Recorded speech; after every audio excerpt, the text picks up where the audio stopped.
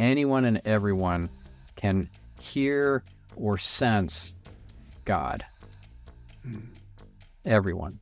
That's our birthright, to be able to receive that still small voice. And so for some people, it might come in as kind of in their own voice in their head. For some, it just might be a knowing feeling. And the way you can test this as a start is to ask God, are you there?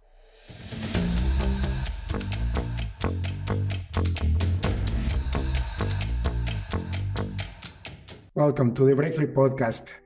I am your host, David Mansoa. I am so honored and privileged to have with us again for recording number 2 to one of my best friends, Stephan Spencer. Brother, welcome to the show again. David, it's so great to be here again. Thanks for having me back. Thank you. You know, I was reviewing our podcast from the last time, and it was such a beautiful experience, and it's, you know, one of my favorite podcast episodes. And as I said before, we ran out of time and we needed to talk a little bit more about business too, right? We live in this world, and business runs the world, at least on the free world that, you know, we're blessed to be. And I would love to just get inside of your life experience and see how you made it through. Having a business is one of the hardest things that a human can do. I think the hardest is having a business. Second is writing a book. I know you have done both, right? So let's dig deep into your own enterprise and how you got there and what motivated you. Did you ever had a job before, or you were an entrepreneur since the beginning? Pretty much since the beginning. I was a student, first biochemistry, cellular and molecular biology student in undergrad, and then a biochemistry student in graduate school. And then I decided to drop out of the PhD program I was in and start a company. I had no business classes or experience or marketing background or anything like that, but I started an agency as soon as I quit school. So that was in 1995, and things just kind of lined up for me. I didn't realize at the time how serendipitous and fortuitous everything was, but it all lined up and I was willing to take risks. I don't remember if I shared this story on our first podcast, but so interrupt me if I had. In the first couple of months after dropping out of the PhD, I did get a master's degree, which I do absolutely nothing with, but I talked my way into a conference as a volunteer. It was called How to Market on the Internet. It was an IQPC conference, and I got in for free because it was a $2,000 conference and I had no money. I was up into my eyeballs in student loan debt. And I had a wife to provide for and 3 kids. And, well, actually, we had 4, because there was my stepdaughter, and then we had just not quite yet. We didn't have my third daughter until 1996. Anyways, so it was a lot of responsibility, and I was young. So I talked my way into this conference as a volunteer, and they gave me the job of mic runner. So I'm running around giving people the mic during Q&A. And there was this one session where there were some really big name speakers up on stage. It was a panel discussion. I remember one of them was GM O'Connell, who was the founder of Modem Media. He was kind of a big deal. Mm-hmm. And I decided to upstage them by chiming in and helping answer some of the questions, which you don't do, but I was cheeky and I just did because I had the answers, and I didn't think that the answers coming from stage were adequate enough.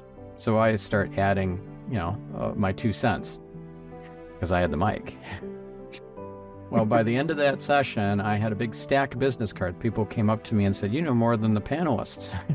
Wow. I ended up with 2 big accounts from that. And each of them added up to $500,000 worth of business over the lifetime of each account. So that was my seed capital. That was my angel investors. That's incredible. Not having to give away any equity. Yeah. And I got de-invited from coming back for day 2 by the conference organizer. And I did not see that coming. That really hurt my ego. I was kind of devastated by that, but I wouldn't change a thing. It was a great learning experience around ego and humility and so forth, but also it was such a lesson in having chutzpah. Don't be afraid to like take up space in the world. And so, yeah, I really won big in that regard. Oh, and irony of all ironies, the same conference organization, different organizer, different person, but the same company, IQPC, contacts me within a few months to invite me to speak. Yeah, it was called How to Market Educational Programs on the Internet, because I had helped my department at the university launch a website in 1994, so I had experience with that, and as a founder of a marketing agency and so forth. I don't know. It was just an absolute gift from God that I was contacted out of the blue, invited to speak, not just speak like just one session, but to chair the conference and to do a post-conference workshop as well as a general session. So I said yes to all of it, and I was terrible. I didn't have any speaking skills or training, and boy, it's a lot harder than you think to chair a conference, to keep everybody on time. It's like herding cats, and to have wit and wisdom, to interject in between sessions and between speakers. Yeah, I was not good. It was a much smaller event than the first one I attended, How to Market on the Internet, that had probably several thousand people attending. So this was maybe several hundred, if that. But still, what an opportunity to learn and grow. Because if you're not winning, you're not losing, but you're definitely learning, right? So I was learning. I mean, in a sense, of course, I was winning too, because it gave me great experience. And these conference organizers, they all poach each other's, the competitors' speakers. They all get their competitors' brochures are on their mailing list and everything. And so because I was so prominently featured as a speaker for that program, their competitor IIR contacted me and invited me to speak, and several competitors, and then they were all trying to poach me to speak at their events, all these different companies, as I started getting on the circuit. And I said yes to everything, even though I was a terrible speaker, because I wanted to get better. And I knew this would be how I would get better. And that was for many, many, many years, the biggest source of revenue for my company was through my speaking gigs. And now I'm a pretty darn good speaker. I can, at a moment's notice, get up on stage and with complete confidence and just knowing I'm going to be guided to say the things that I meant to say. So it's almost like channeling, but not quite. It's more intuition than channeling. But I just know I'm going to say the things that I meant to say.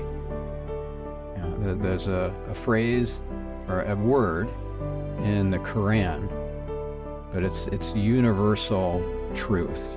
And the word in Arabic is maktub, and it means it is written. It is written. What do you mean by that? It means if you think forward to next Tuesday, and let's say that after the fact you realize that, oh, that was the day I stubbed my toe, and boy, did that hurt. That was already written. That was already written. It was all already written. What we're talking about, the fact we're talking about maktub, is already written. Of course, this brings into question where is free will and so forth. We could go down that rabbit hole. There absolutely is free will, and is one of our biggest gifts. And we wrote this story with God. We wrote this screenplay, and we're just acting it out, and we don't realize it because it feels so spontaneous, but it's not. There's a scene from the second Matrix movie where it's the Oracle. She's sitting in the park on a park bench, and Neo is there standing, and she invites him to sit down, and he says, "No, I'll stand." And then she she offers him a candy from her purse. I don't know if you remember this scene. Do you remember this scene? That movie franchise is one of my favorites. So yeah, I do remember the scene. Okay, so he says no, but then he changes his mind and says, "Okay, sure, I'll take it." And he's sucking on the candy, and he says, "But you already knew whether I'd take the candy or not." And she answers, "Of course I did. I wouldn't be a very good oracle if I didn't." Right. And then he's like, "So where's my choice? Where's my," he didn't use the phrase free will, but it was essentially that was what he was asking about. Where's my free will? Where like, I thought I'm here to choose. And she's like, "You had already made the choice. You're here to find out why." Every time I speak with you, I get the shivers. This is crazy. That's exactly. Maybe you need to wear sweaters when we're having conversations. It's such a miracle because, I really wanted to make this podcast about business today. Oh, it is about business because it's. But like what you are talking about, I get shivers again. Like that's exactly what we're talking about at church last Sunday. Predestination. If you look at the Bible, it says many are called, but very few are chosen. And what it's talking about is exactly what you're talking about, predestination, that everything is already written. However, there's free will inside of that. And that's the mystery that is hard to decode. Oh, but it's actually quite easy to decode it if you consider that there are many timelines for us to choose from. And also, that screenplay was already written. But here's the thing, there are many versions of the screenplay.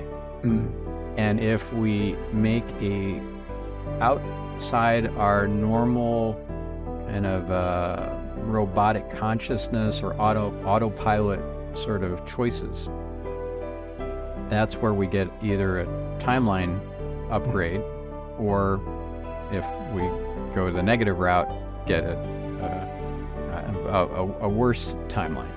So there are many, many timelines to choose from. And why, from a spiritual standpoint, does this even make sense, or why does this exist? Because you get the life review after you pass into non-physical.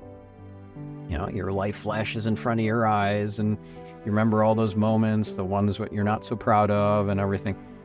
Yeah, but there's more to it than that. It's like a choose your own adventure book where you get to go down those rabbit holes. What if I had bit my tongue and not said that nasty thing? What would life have been like? How would have things turned out over my entire lifetime if I had just restricted my reactivity? And that's where why these timelines exist, so that you can see that. You can explore that. You can feel the feelings of being the person who made those better choices. And I read the Choose Your Own Adventure books and devoured them and loved them when I was a kid. And I would go back and kind of piece them all together. Like, okay, but what if I'd done this other thing instead? And then I go make the other choice. And then I it's like a rabbit hole where by the end of it, I've read every single page, every single possibility. But it was not just straight through linearly like a regular book. And that's a life review. So if you want a better business, if you want to have a more meaningful life, if you want to have a bigger impact, whatever it is, do it with intentionality. Recognize that you are being guided through this so much more than you could possibly imagine. Because if everything's already written in this version of reality that you're in at the moment, this timeline, and you can relax and just let the river carry you instead of trying to have to swim it. Yeah, but you and I know that takes a big requirement. it's easy for us to talk about it, but it does take a big requirement. You have to acknowledge your creator. You have to say yes to your reality. I had a wonderful friend of mine, a very good entrepreneur and a great author, yesterday on my podcast, and he wrote this book called Discover Your Who. And I thought the book was about, finding the who, not how. How do you actually delegate? And it wasn't about that. It's actually discovering yourself and who you really are. And that involves your creator. It involves God, right? It involves Godhead. For me, God, the Father, the Son, and the Holy Spirit. But if you don't acknowledge that, it's impossible. Like, people that are hearing this and you don't have that awareness, they're going to think that we're talking crazy stuff. By going back to the beginning of the podcast, when you said you took advantage of the mic and you gave answers on top of the panelists, and they were the famous people, you were the mic runner. Just think about that, what it took for you to make that choice in front of a room full of people that you don't know. Knowing that you were at the bottom of the totem pole because you were the mic runner, you were a servant, you were not the presenter. And something happened inside of you that didn't even hesitate to do that. You know how much guts it takes to do that? And you just did it automatically. The way you just said it, I could see you saying, you know what, I need to add more to this. And as a result, you create a prosperous business, even though they didn't let you in the next day. Of course, they wouldn't let you in the next day. You don't do that in a conference. Now imagine if you would have thought and hesitated, and you would have said, ooh, they're going to get mad. Ooh, they're going to kick me out. Ooh, bad. And your mind buckles down. And maybe you would have been so frustrated at the end, knowing that you had something to say and you kept quiet. That has happened to me many times. There's this famous phrase in The Lion King. To quote an incredible movie, right? My youngest daughter, who's now 26, she watched that movie incessantly, and I stupidly let her watch it over and over and over and over again. These days, I wouldn't. I keep my son, who's a toddler, away from TV, for the most part. But anyways, the scene that I'm talking about is when Simba is kind of talking to his dad, who's up in the sky, right? He's already passed. And it's Mufasa, and he's telling his son Simba, who's now grown up, remember who you are. Do you remember that scene? Yeah. And that's for you. That is for you, David. That is for you, listener. Remember who you are, because you have forgotten. We all have forgotten. That's part of the plan. We are so much more than we can possibly imagine. And it's the veil of forgetfulness that was, for our benefit, put there so that we would not, so that we could just play the game full out without recognizing that this is essentially like a video game. And that's all. It's for our highest and best good. But if you can remember to even the smallest degree how powerful you are, how divinely guided you are, how equal you are to everyone, Elon Musk, Bill Gates, doesn't matter who it is, whoever is the elite or in charge or mega rich or whatever, you are equally important, equally valuable. And your heart matters, and your heart matters a lot. And your attention changes reality.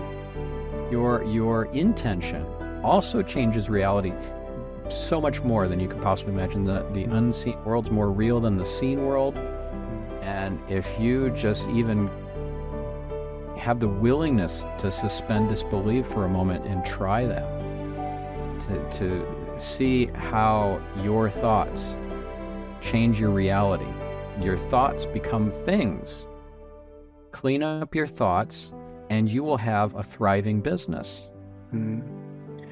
Another thing that gives me shivers, last night in our prayer, we do a prayer with my wife every night before we go to bed, about an hour.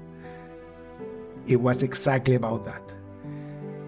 God remembered that we have the power to choose our thoughts. We got remembered that everything starts in the mind. The battle is in the mind.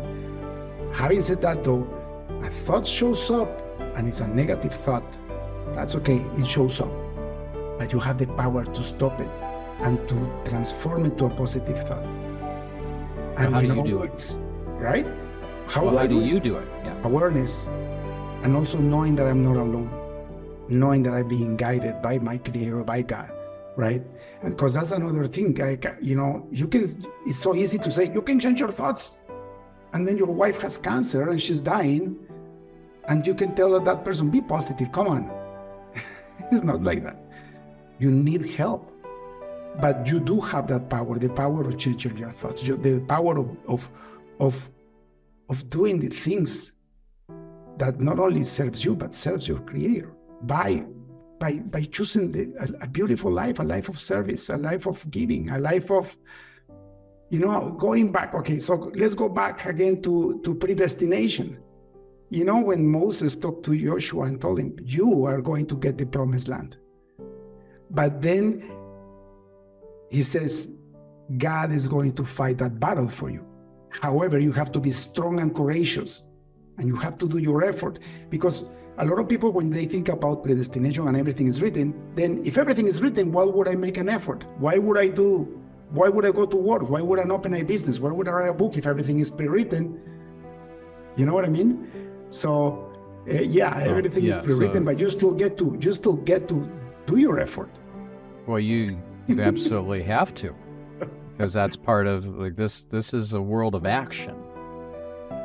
This is not a world of sitting on the couch and binge watching Netflix and expecting everything to be handed to you. You do have to earn it. So how would that show up? Well, let me give you an example. So I have a really positive feeling. I've gotten a lot of confirmation from above that this really big prospect is going to sign. But it's been dragging on for a few weeks. So I could get all panicky, or I could get, start doubting myself, or doubting the messages I'm receiving, or whatever, or I could be a participant in this. And so when I got the guidance today, find a smoking gun. Okay, well, I could choose to not do so and just hope for the best, but not really participate in this co-creation of an amazing outcome with this really huge account. But I listened to the calling. I listened to the advice from above, and I found something. I found they're running a pretty old version of WordPress, and it has a number of vulnerabilities. So then I formulated an email like, hey, just wanted to give you a heads up. I noticed this. You're broadcasting it out for the world to see in your HTML code that you're running a pretty old version, a year-old version of WordPress. And this is a big company. That's pretty negligent. So that's a way to show my proactivity and my attention to detail and so forth, and be a co-creator with God on this. Because I made sure that I asked God to be my business partner. I almost said I made God my business partner. Oh, no. I asked him, and then I got a yes. You might say, well, how can you, anyone and everyone can hear or sense God. Everyone. That's our birthright, to be able to receive that still small voice. And so for some people, it might come in as kind of in their own voice in their head. For some, it just might be a knowing feeling. And the way you can test this as a start is to ask God, are you there? Mm. You don't even have to say it out loud because he hears your thoughts. So you could ask in your head, God, are you there? And then you just, I don't know, I get this feeling of a yes, or I did hear a yes in my head, but that was my own voice. And then you start second guessing yourself and you start making excuses or you start doubting or whatever, but you did get a yes. Right? And so their next question could be, God, will you be my business partner? And then again, I got a yes. And then it's a whole different business. A business prior to me asking God to be my business partner and him saying yes was a business that required me to be on the road a lot. I spoke at a lot of conferences, as I mentioned. A lot of conferences. Maybe, I don't know, 12 to 24 conferences a year. Wow. That's me on the road a lot. And it got old. Especially now that I have a toddler, I have no interest in bopping around all over the US and internationally to speak at all these events. And you know what? I don't have to. It's a bigger business without me doing it. And if you had asked me to project this prior to it happening, I would have really had a hard time. That would have been quite a leap of faith. But now, God's like just setting things up for me. I'll get leads out of nowhere that I didn't even imagine that they would come to me through these different channels. It's miraculous and it's amazing, and I'm incredibly grateful for it. And you know, someone who's more materialistic could explain it away by, you know, trying to figure out where the lead came from and some marketing activity that I did 10 years ago, finally paying off and whatever. Yeah, okay, fine. You can explain it away in you know, a physical reality, but we're spiritual beings having a human experience. We're not just human beings having a spiritual experience. So the amount of money you make, the clients you're going to serve, etc., it's all decided up in the upper worlds. And then it manifests down here. You know what that gives you? That gives you freedom. And that's why this podcast is called Break Free, right? The whole podcast is focus on people like you where they found their freedom. And you're going one step above, because most people just come to this podcast and talk about how they get financially free or how they are running their life of their dreams through their business because maybe they were in a job before, or how they actually got out of their business because it was a jail for them. And now they're in a dream job because it could happen backwards. But when you really open your eyes, and you realize that a piece of hair doesn't fall from your head without God knowing it. When you realize that when you breathe in air, it's God who's created this amazing machinery called the human body that puts oxygen in your bloodstream and feeds you every breath you take. That's when the true freedom comes. Because then your life, like you said, you're not fighting in your life anymore. Just going down the river, being guided, being led by God.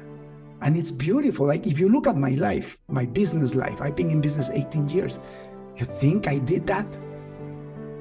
You know, I am in a software consulting practice where we write software programs for other companies. Custom software, everything is project-based. You know, 99% of the same type of businesses that opened up with me in 2005, they're out of business already. You think I did that?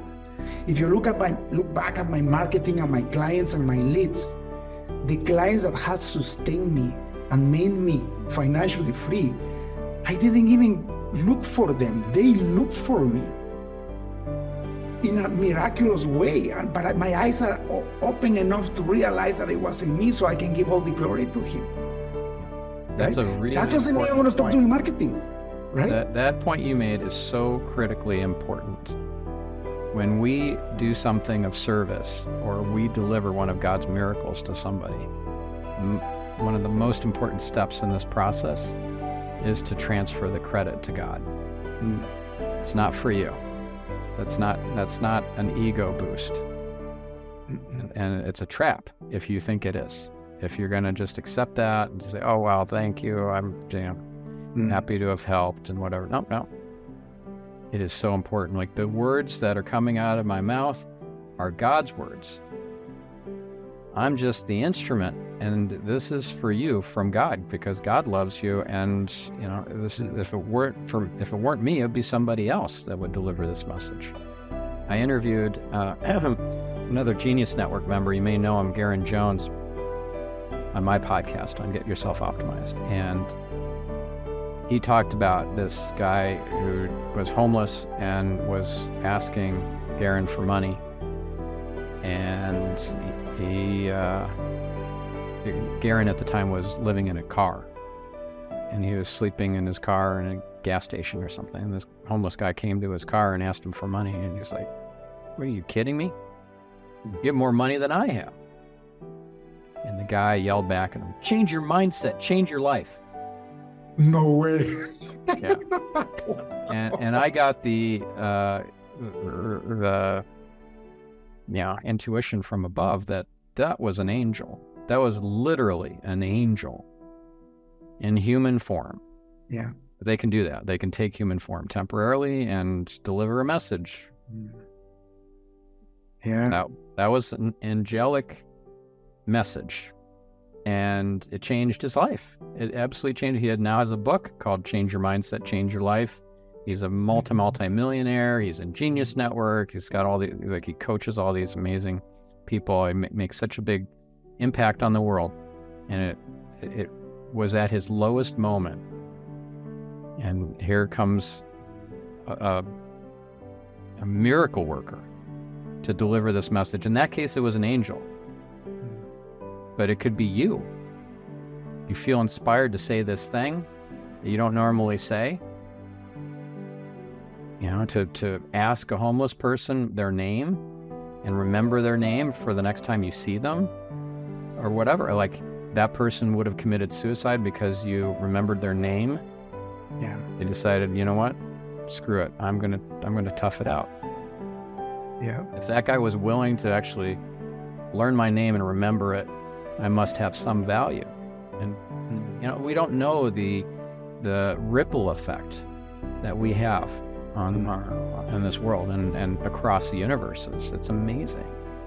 We will, when we do our life review, we get to see all the good and the not so good all the seeds that we planted and the harvest that we reaped. It's going to be abundantly clear then. But until then, we just have to go on faith that we're doing right action. We're delivering God's miracles. We're volunteering to do so, because that's step one. I learned this from a book called "You Were Born for This" by Bruce Wilkinson. I don't know if you've heard of that. Yeah, I think I got the book, but I haven't finished reading it. Okay. Yeah. So there's a 5-step process. First step is to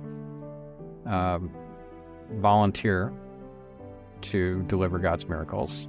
Like Isaiah was at the feet of God, and he says to God, "Here I am, please send me.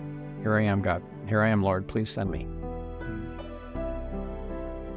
And he wasn't really supposed to be there. He was basically interrupting a board meeting with the archangels and God, getting angelic assignments of miracles to deliver. And here's Isaiah showing up.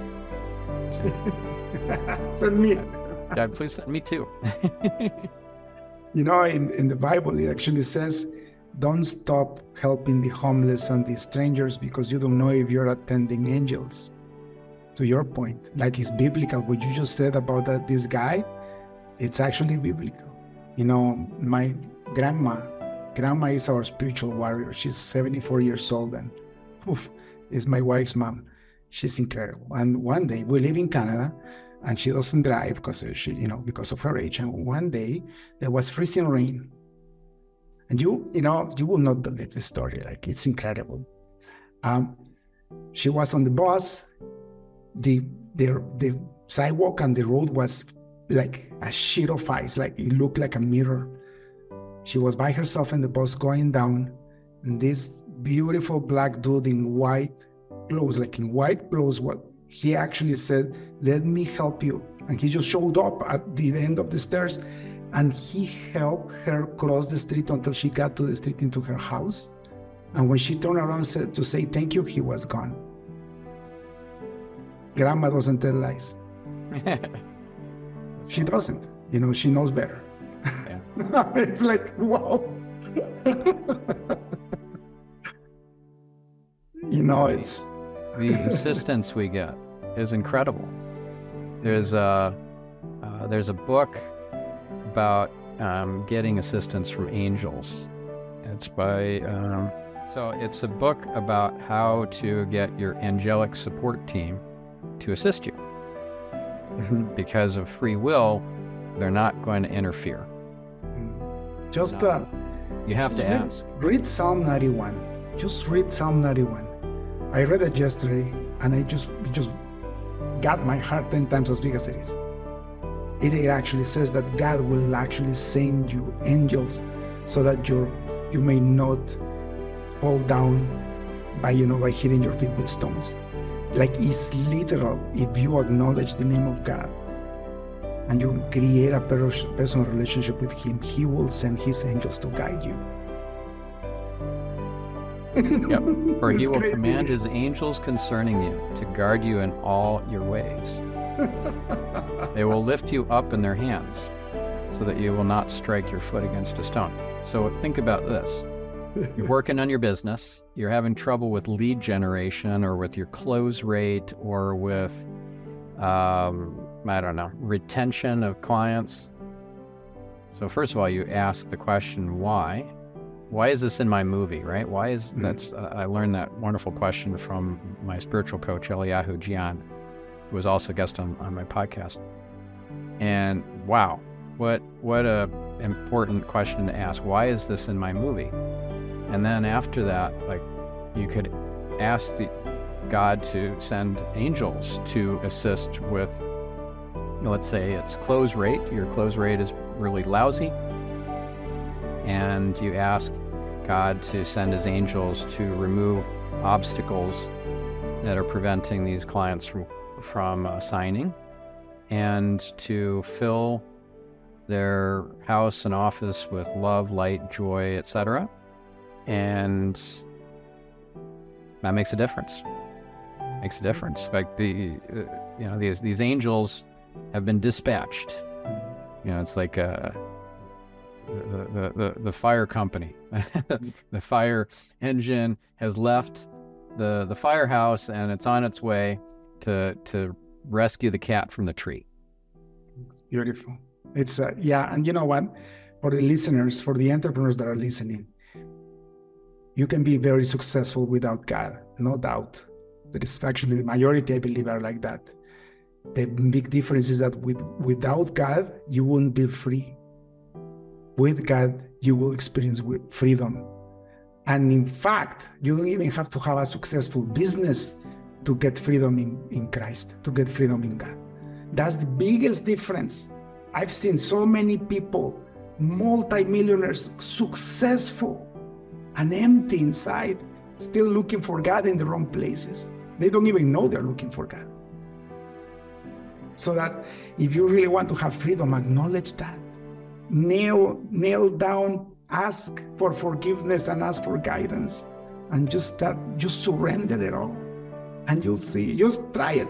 I talk to people, that are suffering all their life. And I tell them, okay, have you tried this, that?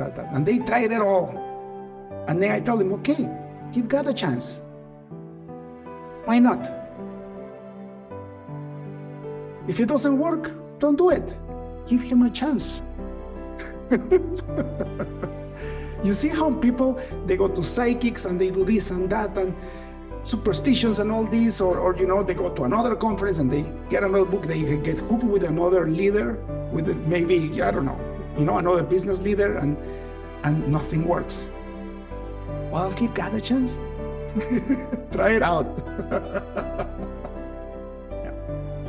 Willing suspension of disbelief. Exactly. Stephan, thank you so much. We're up to the hour already. Again, I don't know how time flies with you so fast. I want to ask you the same question as I asked you last time, and the purpose is it's coming pretty soon, but I'm making a book of wisdom from all my guests. That's why I always ask this question. And now I can talk about it because the book is almost ready. But again, if you had access to a billboard in front of the busiest highway on earth, what would you write in it?